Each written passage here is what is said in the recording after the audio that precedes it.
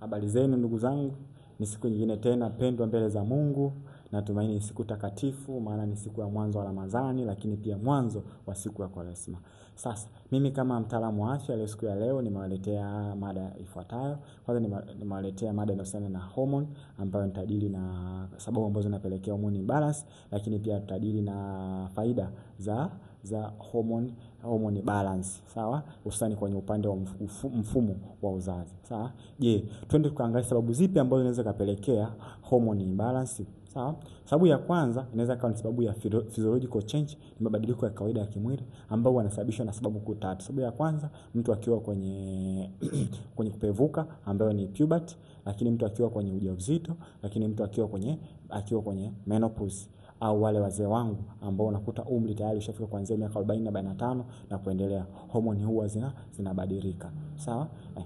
Sababu nyingine ambayo inaweza kupelekea mtu akiwa na shida ya msongo wa mawazo, inaweza kuwa ni sababu ambayo inaweza kupelekea homoni kutokuwa balance.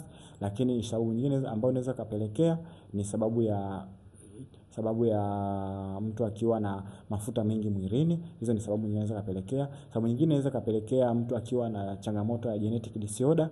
Lakini sababu nyingine ambayo inaweza kupelekea mtu akiwa na changamoto ya shida ya thyroid gland ikawa na changamoto, inaweza ka affect.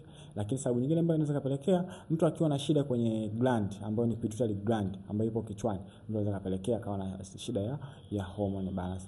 Lakini issue nyingine ambayo inaweza kupelekea ni issue ya poor diet, mtu kutokuwa kula chakula ambacho kinazingatia diet. Hicho inaweza kupelekea pia hormone kuwa imbalance, sawa.